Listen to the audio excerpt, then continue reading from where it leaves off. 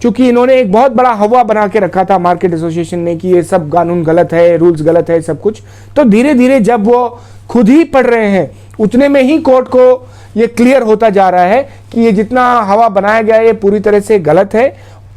Street vendor के ऊपर ये कह रहे हो कि स्ट्रीट वेंडर के पास इतना बुद्धि नहीं है कि वो कैसे स्ट्रीट वेंडिंग करना चाहिए, वो नहीं जान सकता है, कहाँ लगाना चाहिए कहाँ नहीं लगाना चाहिए वो नहीं जान सकता है। तो आप कहना ये चाह रहे हो कि भारत का प्रधानमंत्री के पास ये एबिलिटी नहीं है, क्योंकि भारत का प्रधानमंत्री भी एक समय में स्ट्रीट वेंडर क्लेम करता है अपने आप को कम से कम। तो जब हमारा जवाब देने का मौका आएगा तब हम इसका उचित जवाब देंगे कि स्ट्रीट वेंडर क्या जानता है और क्या नहीं जानता है। मुझे लगता है 8 दिसंबर की हियरिंग एक बहुत ही क्रूशियल हियरिंग होगी, क्योंकि वो दिन होगा जिस दिन लगभग जो दुकानदारों का पक्ष है वो समाप्त होगा और स्ट्रीट वेंडर्स और सरकार जो अपना पक्ष रखेंगी वो शुरुआत करेंगे। हाँ, नमस्ते। मेरा नाम कमलेश कुमार मिश्रा है। मैं दिल्ली हाई कोर्ट में एक अधिवक्ता हूं और आज मैं आप सबके समक्ष उपस्थित हूं कि दिल्ली हाई कोर्ट में स्ट्रीट वेंडर्स के मुद्दे पर जो सुनवाई चल रही है उसके विषय में मैं आप लोगों को कुछ थोड़ी बहुत जानकारी और अपडेट दे सकूं। आज की सुनवाई लगभग 12 बजे शुरुआत हुई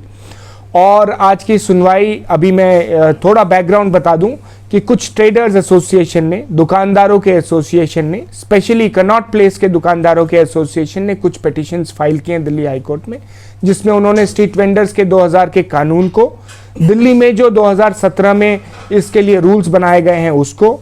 और 2019 में जो दिल्ली के लिए स्कीम बनाई गई है उसको चैलेंज किया है।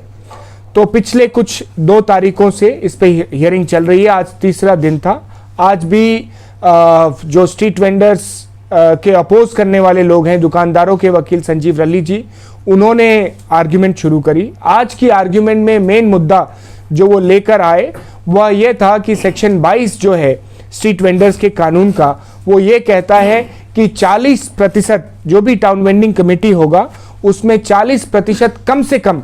स्ट्रीट वेंडर्स का भागीदारी होना चाहिए। और वो ये बार बार कहने की कोशिश कर रहे थे कि 40% जो भागीदारी है वो बहुत ज़्यादा भागीदारी है, इतनी भागीदारी नहीं होनी चाहिए।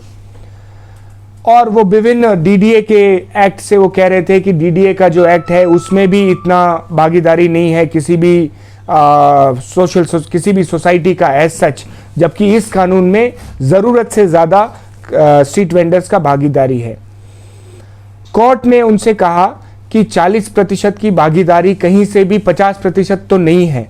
तो इसीलिए ये इसको मेजॉरिटी तो नहीं बनाती है। निश्चय ही जब पार्लियामेंट ने अपना दिमाग लगाकर, अपनी बुद्धि लगाकर, अपने विवेक से 40% की संख्या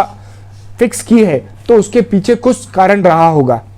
और उसका कारण यह रहा होगा कि चूंकि ये एकदम ही निम्न ग्रुप से आते हैं, ऐसे लोग हैं जिनको कभी इससे पहले कोई रिप्रेजेंटेशन नहीं मिला, तो इस कारण से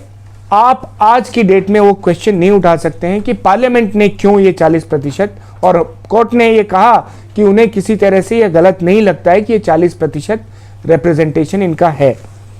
परंतु उन्होंने बार बार अपनी इस मुद्दे को, 40% वाले मुद्दे को, कि 40% को जो है वो कहने का कोशिश किया। और उनका कहने का अर्थ था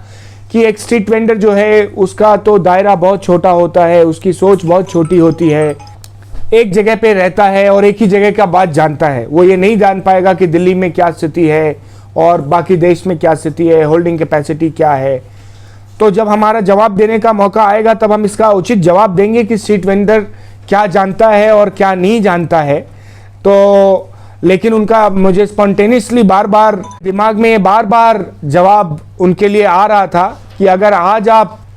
स्ट्रीट वेंडर के ऊपर ये कह रहे हो कि स्ट्रीट वेंडर के पास इतना बुद्धि नहीं है कि वो कैसे स्ट्रीट वेंडिंग करना चाहिए, वो नहीं जान सकता है, कहाँ लगाना चाहिए कहाँ नहीं लगाना चाहिए वो नहीं जान सकता है, तो आप कहना ये चाह रहे हो कि भारत का प्रधानमंत्री के पास ये एबिलिटी नहीं है, क्योंकि भारत का प्रधानमंत्री भी एक समय में स्ट्रीट वेंडर क्लेम करता है अपने आप को कम से कम। तो ये जब हमारा समय आएगा तब हम बोलेंगे इस विषय पर और भी कि स्ट्रीट वेंडर्स, अब वो स्ट्रीट वेंडर नहीं है, उनकी बुद्धि इस तरह से है कि स्ट्रीट वेंडर को ऐसा दबा कुचला देखें कि वो एकदम, उसके पास कोई बुद्धि नहीं है, कोई जानकारी नहीं है, वो तो आता है बस 100 रुपये अपना कमाता है और घर चला जाता है। तो इस सब का समय आने पर हम उचित जवाब देंगे उनको जब हमारा नंबर आएगा। इसके बाद उन्होंने जो कहा वो 2.5% का जो हिस्सेदारी होना चाहिए, जो भी प्लानिंग अथॉरिटी प्लान बनाएगा, अगर जोनल अथॉरिटी प्लान बनाएगा तो जोन में 2.5% होना चाहिए। अगर कोई सिटी का प्लानिंग अथॉरिटी है तो सिटी में 2.5% होना चाहिए, और अगर राज्य कोई प्लान बना है तो राज्य का 2.5% जो है। इसको शुरुआत में उन्होंने गलत तरह से कोर्ट के सामने पेश किया, जिससे कोर्ट को ये लगा कि ये कह ये रहे हैं कि हर एक परिवार पे 2.5% ऐसा हो जाएगा। तो कोर्ट ने शुरुआत में ये कमेंट किया कि इसका मतलब तो ये हो गया कि हर एक परिवार पे एक स्ट्रीट वेंडर बैठेगा। फिर बाद में जब उनको समझाया गया तो वो समझे इस बात को कि एक तो 2.5% का मतलब है, अगर पॉपुलेशन से भी देखें तो 100 पे 2.5 आदमी, और उसके बाद भी प्लानिंग अथॉरिटी। तो कोर्ट ने, चूंकि इन्होंने एक बहुत बड़ा हवा बना के रखा था मार्केट एसोसिएशन ने कि ये सब कानून गलत है, रूल्स गलत है, सब कुछ, तो धीरे धीरे जब वो खुद ही पढ़ रहे हैं उतने में ही कोर्ट को ये क्लियर होता जा रहा है कि ये जितना हवा बनाया गया है ये पूरी तरह से गलत है, और स्ट्रीट वेंडर का कानून पूरी तरह से रीजनेबल। और कोर्ट ने, मैं आपको बताना चाहूँगा, कोर्ट ने अंततः रिमार्क भी दिया कि क्योंकि अगली तारीख उन्होंने 8 तारीख की फिक्स करी, तो उन्होंने ये रिमार्क भी दिया उनको, दुकानदारों के वकील को, कि आप प्लीज़ ऐसा बार बार एक ही बात रिपीट मत कीजिए जैसा आज आप कर रहे थे और हमारा टाइम वेस्ट कर रहे थे। इस तरह से हमारा टाइम वेस्ट मत कीजिए, और जितनी जल्दी जो बातें बतानी है वो बताएं। मुझे लगता है 8 दिसंबर की हियरिंग एक बहुत ही क्रूशियल हियरिंग होगी, क्योंकि वो दिन होगा जिस दिन लगभग जो दुकानदारों